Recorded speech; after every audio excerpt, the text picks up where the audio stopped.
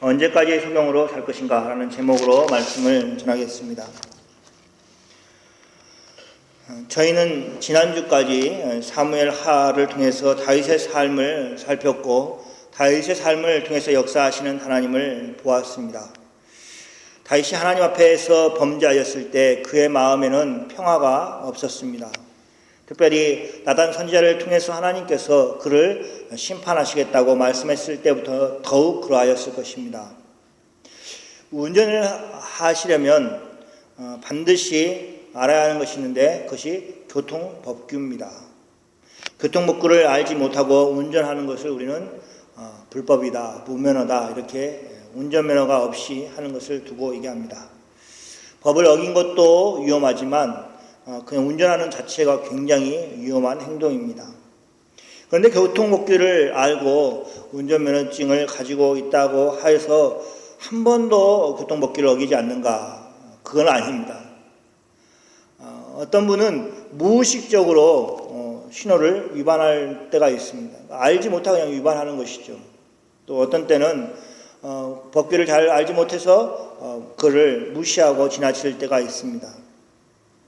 그러나 그럴 때는 그렇게 별로 불안해하지도 하고 염려하지도 않고 경찰한테 혹시 걸리진 않았을까? 카메라에 찍히진 않았을까? 하는 마음이 없습니다. 왜냐하면 의식을 하지 못했기 때문에 그렇습니다. 그런데 의식을 하고 신호를 위반할 때가 있습니다. 그러면 안 되죠. 그렇지만 정말 급한 일이 생겼다든지 할 때 신호를 위반하고 또 아니면 가지 말아야 될 길을 간다든지 할 때가 있습니다. 그러면 어떻게 합니까? 마음이 두근두근하고 불안하죠. 혹시 경찰이 보진 않았을까? 또 카메라가 있진 않을까? 이런 생각을 하게 되는 것입니다. 그것이 바로 법이 하는 역할입니다. 로마서에는 그렇게 법들이 우리를 정죄하고 있다고 말하고 있습니다. 그래서 법을 모르는 사람은 모르기 때문에 내가 죄를 지었는지 안 지었는지 모르지만 마치 교통법규처럼 어긴 그것을 알고 있는 사람은 굉장히 불안해하고 염려하고 이거 큰일 났구나 라는 생각을 가지게 된다는 것입니다. 법을 많이 알고 있는 사람은 양심이 마비되지 않는 한 더 많은 괴로움 가운데 살 수밖에 없습니다. 다시 바꾸어 말하면 하나님의 말씀, 곧 하나님께서 우리에게 주신 삶의 법이라는 것이 있는데 그 법을 많이 알면 알수록 우리는 늘 하나님의 말씀 가운데 살지 못하고 있음을 깨닫게 된다는 것입니다. 그것이 의식이 되는 것이죠. 그러면서 우리는 법을 어겼을 때 받을 수밖에 없는 정죄에 대한 생각을 하게 됩니다. 그런 불안과 공포는 우리를 하나님의 자애로운 손길로 나아가도록 만드는 역할을 합니다. 그러면서 동시에 그런 죄를 지어서 하나님으로부터 멀어지는 그런 어떤 행동도 하지 말아야겠구나 하는 그런 결심을 하도록 만듭니다. 하나님은 다윗에게 다시 평화를 주셨습니다. 그것은 솔로몬의 탄생을 통해서 주셨습니다.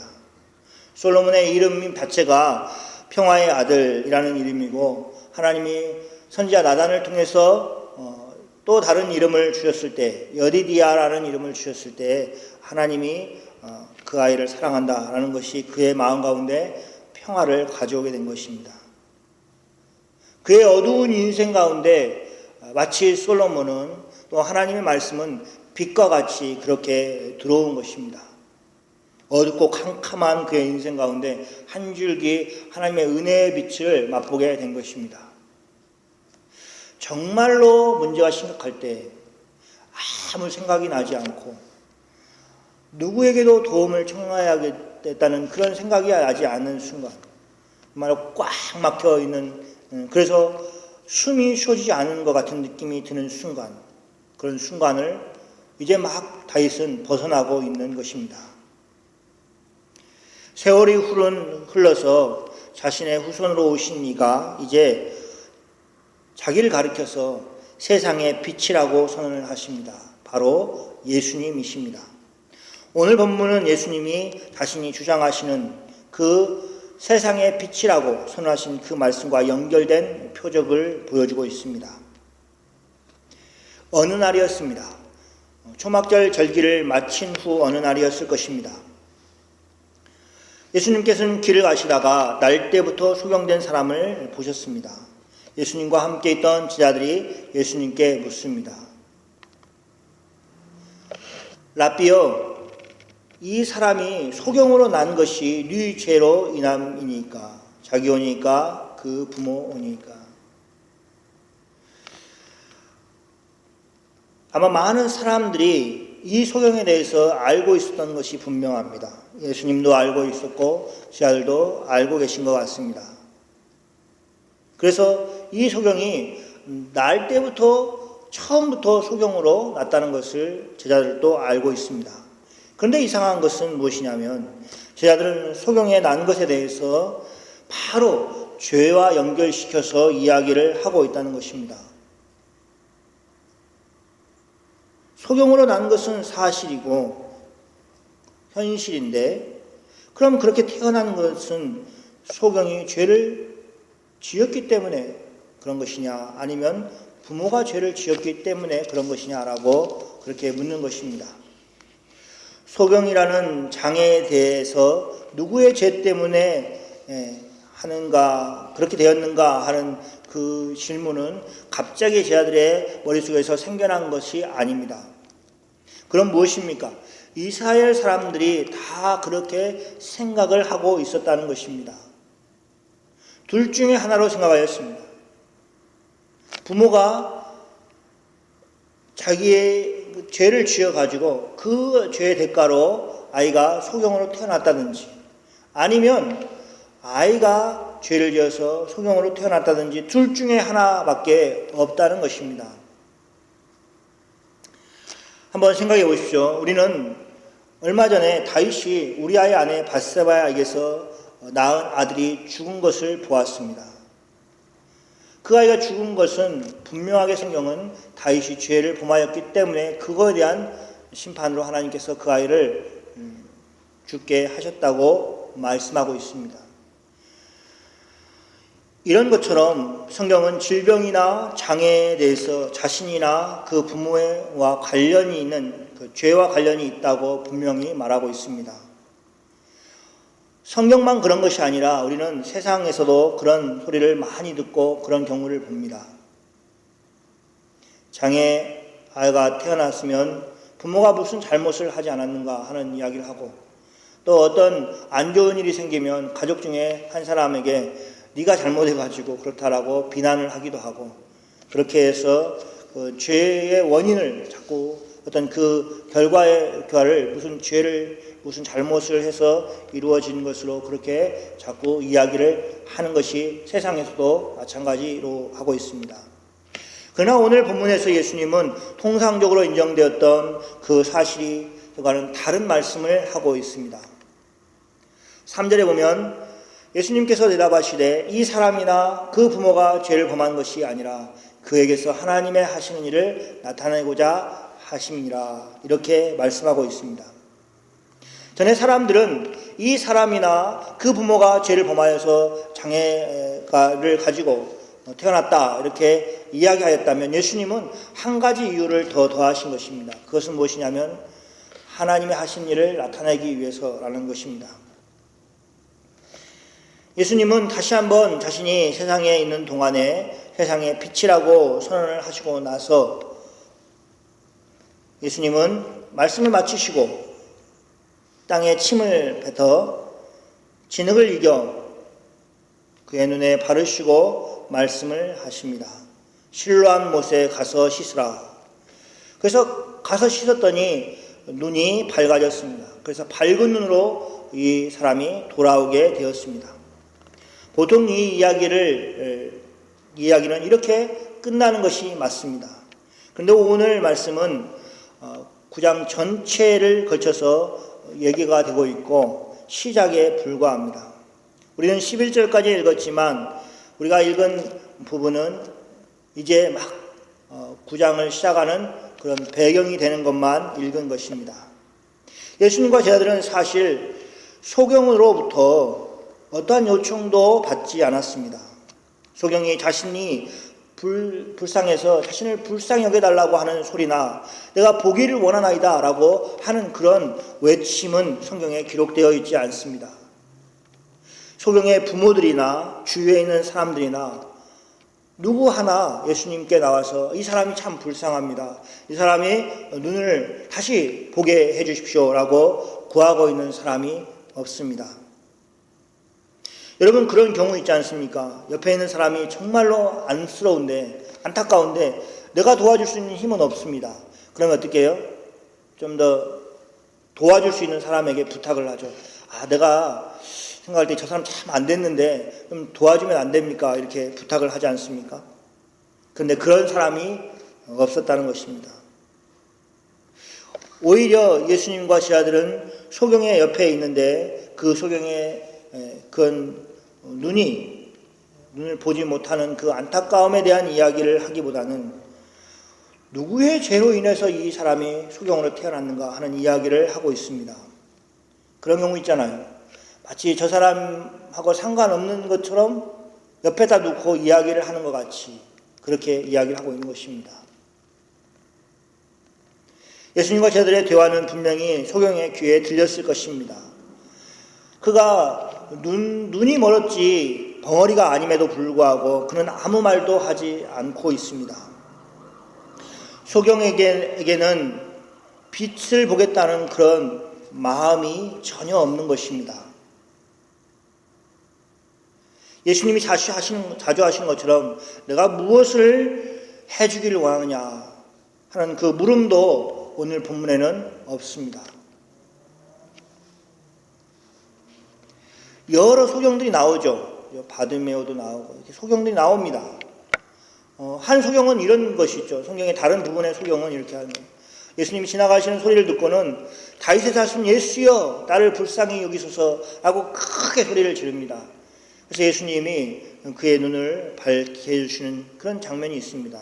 그러나 오늘 본문에는 이 소경이 어떤 일을 했다라는 것이 전혀 없습니다. 이런 소경의 상태는 육신적인 것만을 의미하지는 않습니다. 아무것도 보지 못하는 사람은 무엇인가 보겠다는 그런 욕망도 없는 것입니다. 그 날 때부터 보고 살지를 않아서 갑갑함도 없고 그냥 그렇게 사는구나 하고 생각을 하였던 것입니다.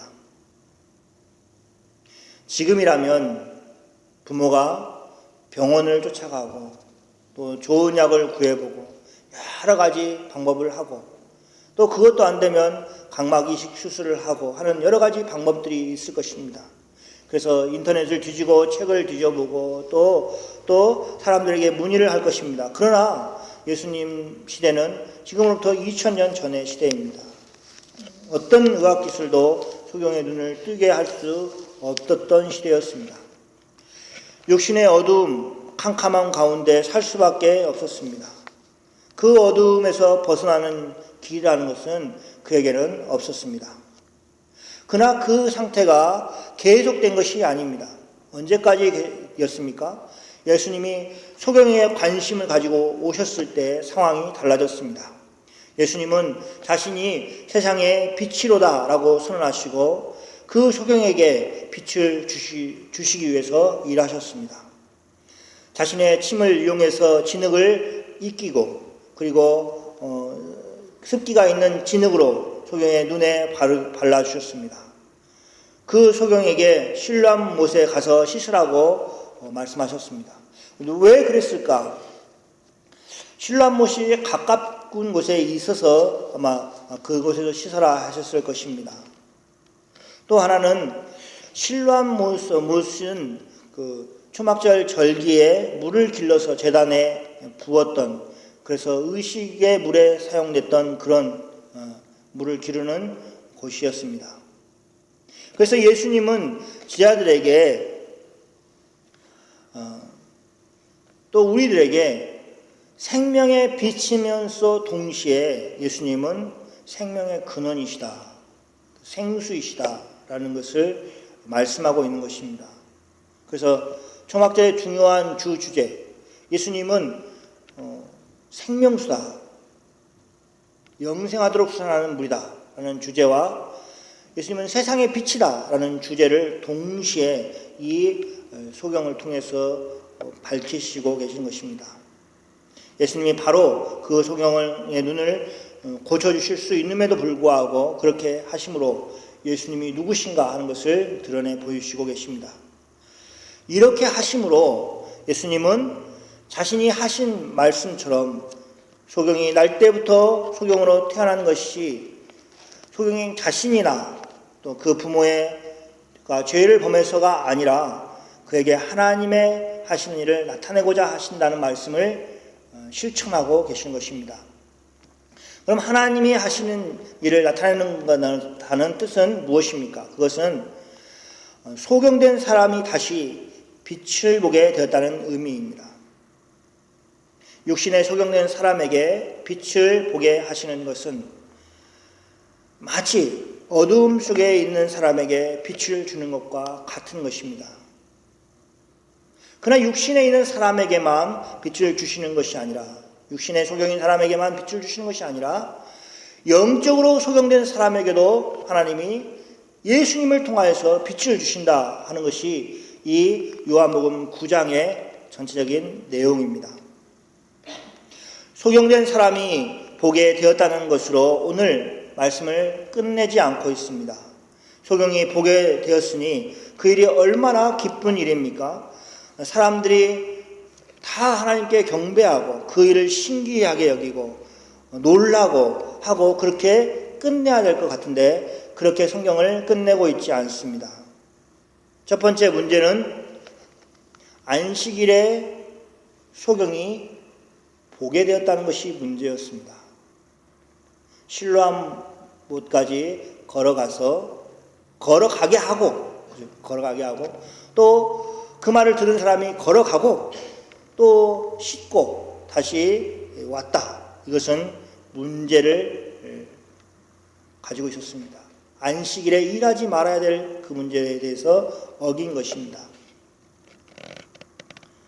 그러나 안식일을 어긴 것보다 더 큰 문제가 있었는데 그것은 무엇이냐면 소경의 눈을 뜨게 한 사람은 누구인가 하는 것에 대한 질문이었습니다. 안식일을 어겨가면서 그 일을 하였기 때문에 분명히 그 사람은 죄인이다 라고 하는 이야기가 있고 예수님이 하신 일이죠. 또 한쪽에서는 어떻게 소경이 그냥 눈을 뜨겠느냐, 하나님이 아니고는 이런 일은 있을 수 없다 라고 얘기해서 하나님으로부터 온 사람이다라는 의견이 있었습니다. 이 두 의견은 굉장히 부딪히는 의견이었습니다. 그래서 소경한테 물어보다가 해결이 안 되니까 소경의 부모들을 부릅니다. 그래서 부모에게 물어봅니다. 부모는 그것을 피하기 위해서 이 소경 내 아들이 클 만큼 큰 사람이니까 얘가 판단하도록 해라 라고 아들에게 미룹니다. 이렇게 하면서 구장 전체에 예수님이 하신 일에 대한 그런 해석의 문제가 계속해서 불거지면서 진행이 되어가고 있습니다. 하나님은 너무나 분명한 증거로 예수님이 메시아인 것을 드러내시지만 그러나 바리새인들은 자신들의 영적인 무지로 예수님을 알아보지 못한다는 것이 9장 전체의 이야기입니다. 오히려 소경이었던 사람은 논쟁이 진행되면서 바리새인들로부터 유대인으로부터 질문을 받으면서 점점 더 확신하게 됩니다. 마치 믿음이 자라는 것처럼 예수님이 하나님으로부터 왔다는 사실이 믿어지고 고백되어집니다. 구원자라고 고백을 합니다. 이 모든 내용들이 소경을 통해서 하나님이 하신 일을 나타내 보이고 있다라는 것입니다. 요한복음 9장에서 예수님에 대한 생각이 나누어져 있는 것을 볼 수 있습니다. 그것은 소경된 사람이 다시 보게 된 사건에 대해서 어떤 태도를 가지느냐 하는 것입니다. 첫 번째 사람은 예수님을 죄인이라고 보는 사람들이었습니다. 그들은 바리새인이었습니다. 소경이 눈을 되게 뜨도록 만든 분이 예수님이심에도 불구하고 그들은 안식일을 어겼다는 이유로 예수님은 죄인이다라고 그렇게 생각하였습니다. 두 번째 분류의 사람은 이것입니다. 예수님을 구원자로 생각하지만 차마 입으로 고백하지 못하는 사람들입니다. 그들은 소경의 부모였습니다. 자신의 아들이 다시 볼 수 있게 되었다는 것은 꿈에도 생각하지 못한 엄청난 경사였습니다. 그러나 그들은 마냥 기뻐할 수만은 없었습니다. 왜냐하면 예수님을 구주로 인정하는 순간 그들은 출교를 당하게 되었기 때문에 그렇습니다. 예루살렘 또 유다 공동체에서 쫓겨나게 되는 일이 벌어지는 것입니다. 그래서 그것을 원치 않아서 자기들은 알면서 알지 못하는 양 그렇게 대답을 합니다. 무서워서 자신의 아들을 보게 한 예수님을 구원자다, 구세주라 라고 그렇게 이야기를 하지 못하는 부모들의 모습을 볼 수 있습니다. 세 번째는 예수님을 구원자로 생각하고 그렇게 고백하는 사람입니다. 바로 소경이었던 사람입니다. 그는 전에는 예수님께 구할지도 모르는 사람이었습니다. 예수님이 바로 옆에서 자신에 대해서 이야기를 하고 있을 때, 이분이 병자를 고치시는 분이시다. 귀신을 내어쫓는 분이다. 라는 사실을 알고 예수님께 구해야 되는데 그 구할지도 모르는 사람이 보게 되면서 신앙이 자라더니 이제 예수님을 구주로 고백하게 되었습니다. 그래서 그는 육신의 눈만 뜬 것이 아니라 영적인 눈이 떠져서 예수님이 메시아라는 것을 보게 되었다는 것이 9장에서 이야기하고 있는 것입니다. 육신의 소경보다 더 문제는 영적인 소경입니다. 육신의 소경은 자신이 보지 못한다는 것을 알고 있습니다. 그렇지만 영적인 소경은 자신이 보지 못한다는 것을 깨닫지 못합니다. 그것이 문제입니다. 시각이 살아있기 때문에 왜 자꾸 나를 보지 못한다고 이야기를 하냐고 그렇게 항변을 합니다. 그러나 영적인 세계가 있고 영적인 눈이 열리지 않는 사람은 마치 육신의 소경처럼 영적인 것을 전혀 알아볼 수 없고 모르는 것입니다. 어느 날이었습니다. 엘리사와 함께 하였던 사환이 아침 일찍 일어나서 성문에 올랐습니다. 성에 올라서 보니까 저 멀리 적들이 쳐들어오는 것을 보았습니다. 깜짝 놀라서 엘리사에게 우리가 큰일 났다 이렇게 이야기를 합니다. 그때 사환을 잠잠케 하고 사환의 눈을 열어줍니다. 사환이 영적인 눈이 열리더니 하늘에서 천군이 있는 것을 보게 됩니다. 자기가 보았던 적보다도 훨씬 강력한 군대가 하늘에 있는 것을 보고 자기들을 위해서 싸울 준비가 되어 있는 그 군대들을 보게 됩니다. 바로 이것이 영적인 눈이 열리는 장면이라는 것입니다. 사환의 눈을 열어준 엘리사처럼 우리의 어두운 영적인 눈을 예수님이 열으셔서 우리로 천국을 보게 하시고 하나님의 하신 일을 보게 하는 것입니다. 그래서 십자가와 부활, 이것은 세상의 눈으로 볼 수 있는 것이 아니고 믿음의 눈으로, 영적인 눈으로 볼 수 있는 것입니다. 이에 이제 부활절이 가까이 오고 있습니다. 이 소경이 보게 된 사건 속에 우리는 십자가의 모습이 있다는 것을 기억해야 됩니다. 소경이라는 그런 장애는 그 당시에 모든 사람들이 죄와 연결을 시켰습니다. 누구의 죄가 됐든지 죄 때문에 소경으로 태어났다고 생각을 하였습니다. 그러나 예수님은 오히려 그를 통해서 하나님의 일을 나타내려고 하신다 하는 것을 주장을 하십니다. 그런데 보십시오. 예수님이 죽으실 때 어떻게 죽으셨습니까? 십자가의 형벌로 죽으셨습니다.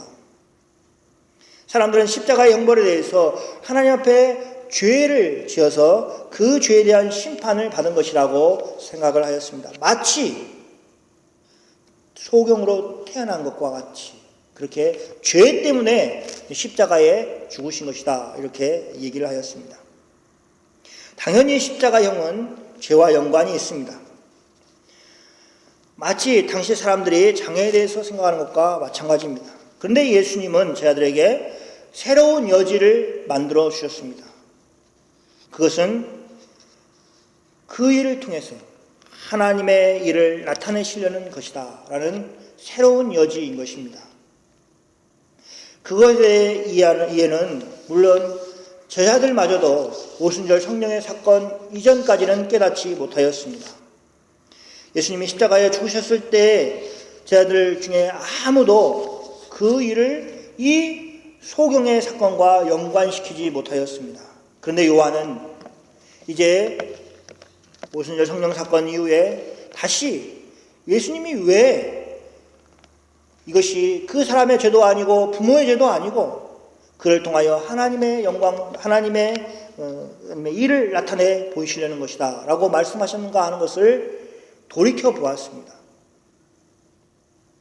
그러면서 십자가에 달려 죽은 자마다 하나님의 저주를 받아 죽은 것이라고 생각했던 유대인들에게 아니 그 일은 마치 예수님이 소경을 고쳐주실 때 하신 말씀처럼 하나님의 일을 나타내기 위해서 예수님이 십자가에 죽으신 것이다 라고 이야기를 하는 것입니다. 바로 믿는 자들에게 구원을 주시기 위한 하나님의 지혜인 것입니다. 사랑하는 성도 여러분, 날 때부터 소경으로 태어났던 사람은 절대 볼 수 있는 것을 상상하지 못합니다. 상상조차 못하는 것이죠. 그런데 불행하게 우리가 시각장애인이든 정한인이든 시각장애인들의 반대말이 우리는 이제 정상인 이렇게 얘기하는데 그렇게 표현할 수도 있는데 정한인 이렇게 표현한다는 거예요. 정한인이든 우리는 다 영적으로는 소경으로 태어납니다. 어린아이가 날 때부터 보는 것은 아니라는 것을 아기를 키워보신 분들은 다 아시죠? 그죠? 그래서 아이가 눈을 떴지만 사물을 구별하지 못합니다. 엄마 아빠를 구별 못하죠. 그죠? 한참 어느 때까지. 그래서 칼날을 구분하지 못한다고 얘기하죠. 그래서 점점 눈이 시력이 돌아옵니다. 그때까지는 TV를 보여주지 말라 이렇게 얘기를 하죠. 그런 것과 같이 영적인 상태로 우리는 다 소경으로 태어나는 것입니다. 언제까지 우리는 소경입니까? 여기 육신으로 날 때부터 소경이었던 사람처럼 예수님을 만나기 전까지는 다 영적으로 소경 상태로 있는 것입니다. 예수님이 우리를 찾아오셔서 빛을 주실 때 비로소 우리는 영적인 소경 상태에서 벗어날 수 있는 것입니다. 영적인 소경 상태를 벗어나서 넓은 영적인 세계를 소유하고 또 자유하면서 사시는 여러분이 되시기를 바랍니다. 그리고 우리가 예수님을 만나 영적인 소경에서 벗어난 것처럼 사람들이 예수님을 만날 수 있도록 도와주는 일을 우리가 하는 것입니다. 그것을 우리가 전도라고 이야기를 합니다. 시각장애인만 장애인이 아니라 영적인 장애도 장애인이라는 것을 알고 불쌍한 마음으로 그들을 구원해내기 위해서 힘써야 되는 것입니다. 전에 어디서 얘기를 한 것 같은데 제가 아는 어르신이 있습니다. 위에 바이러스가 감염됐어요. 헬리코박테리 발음이 정확한지 모르겠는데 그리고 이분이 증상이 어떤 거냐면 밥을 먹지 않아도 배가 고프지 않습니다. 밥맛이 없어졌다 이렇게 하잖아요. 그래서 이제 옆에 누가 있어야 되는데 없으니까 밥맛이 없으니까 밥을 안 먹고 그러다 보니까 정말로 위험한 상태까지 가게 됐습니다. 배가 고프지 않고 식욕이 없는 것은 절대 좋은 일이 아닙니다. 굉장히 큰일 날 일입니다. 영적인 양식이 공급되지 않은데 배가 고프지 않을 때 우리는 좋아할 일이 아닌 것입니다. 아주 위험한 것입니다. 마치 목마른 사슴이 시냇물을 찾을 때에 그렇게 얘기하죠. 우리가 생각하면 사슴이 폭작폭작 뛰면서 시냇물을 찾는다. 그런 것이 아니고 그건 동화에서 나오는 것이고 아주 눈이 피곤해가지고 걸음이 늦어집니다. 그러면서도 정말로 얼마나 물이 없어져서 정말 그 깊은 시냇물을 찾지 않으면 먹지 못하는 그런 상태, 그런 갈급함, 그것을 목마른 사슴이 시냇물을 찾아 헤매이듯이 이라고 표현을 하는 것입니다. 그렇게 하나님의 은혜를 구하면서 살아야 합니다. 그것이 건강한 그리스도인의 모습입니다. 밥을 먹지도 않았는데 배가 고프지 않다. 그건 건강하지 못한 것입니다. 오히려 하나님의 은혜를 간절히 구하지 못하고 사는 사람은 건강하지 못한 그리스도인이라는 것을 말합니다. 여러분, 여기 어르신들이 있습니다. 나이가 들면 틀니를 합니다. 머나먼 이야기가 아닙니다. 젊은 사람도 한 20년 지나면 틀니를 해야 됩니다. 그리고 보청기를 합니다. 보청기는 잘 들리는 귀에 보청기를 할까요? 잘 안 들리는 귀에 보청기를 할까요? 그런 생각해 보셨습니까? 자, 그럼 이제 질문, 손을 한번 들어. 잘 들리는 귀에 보청기를 할 거다. 잘 안 들리는 귀에 보청기를 할 거다. 반응이 없어요? 예, 잘 들리는 귀에 보청기를 한답니다. 그 하나라도 살아남기 위해서 그렇습니다. 또 안경을 써도 잘 보이지 않은 그런 시간이 찾아옵니다. 시력이 약해져서 잘 보이지 않을 때 영적인 눈이 환하게 열려서 천국을 더욱더 선명하게 볼 수 있다면 얼마나 행복하겠습니까? 청력을 잃어서 세상의 소리를 듣지 못해서 갑갑할 때 주님의 음성이 마음속에 선명하게 들린다면 그것이 얼마나 행복한 일입니까?